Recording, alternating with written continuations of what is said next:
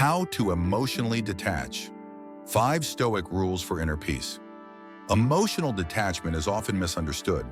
It doesn't mean becoming cold, indifferent, or disconnected from life. Instead, emotional detachment, especially through the lens of Stoic philosophy, is about cultivating inner peace, balance, and resilience. It's about maintaining control over your emotional responses rather than being controlled by them. Stoicism teaches us to live with tranquility by understanding what we can and cannot control and learning to accept life as it unfolds. Detaching emotionally doesn't mean not caring, it means caring wisely.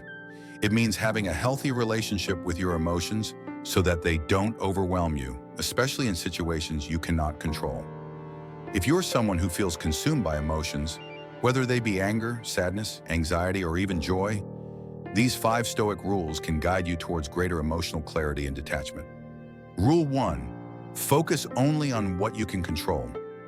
One of the cornerstone principles of Stoicism is the distinction between what we can control and what we cannot. According to Stoic philosopher Epictetus, some things are in our control and others are not. Understanding this distinction is the foundation of emotional detachment. The things we can control include our thoughts, actions, beliefs, and attitudes. Everything else, such as the actions of others, the outcome of events, and external circumstances, is beyond our control. This insight is powerful because most of our emotional suffering comes from trying to control the uncontrollable. We try to change people's minds, influence outcomes, or mold reality to fit our desires. But when we base our happiness on things outside our control, we set ourselves up for frustration and disappointment. To emotionally detach, focus on what you can control. For example, if you're in a difficult relationship, you cannot control the other person's feelings or actions, but you can control your own response, your boundaries, and your decision to stay or leave.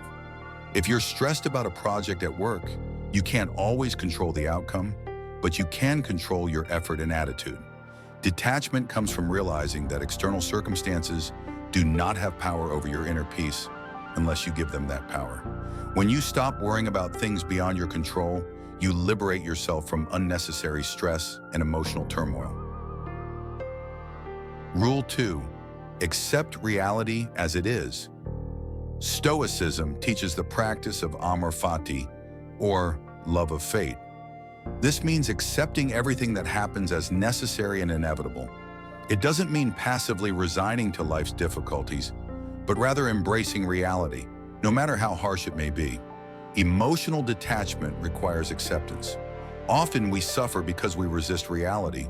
We want things to be different, to go according to our plans and to match our expectations. When life doesn't unfold as we desire, we become upset, anxious, or angry. But Stoicism reminds us that fighting reality is futile and only deepens our suffering.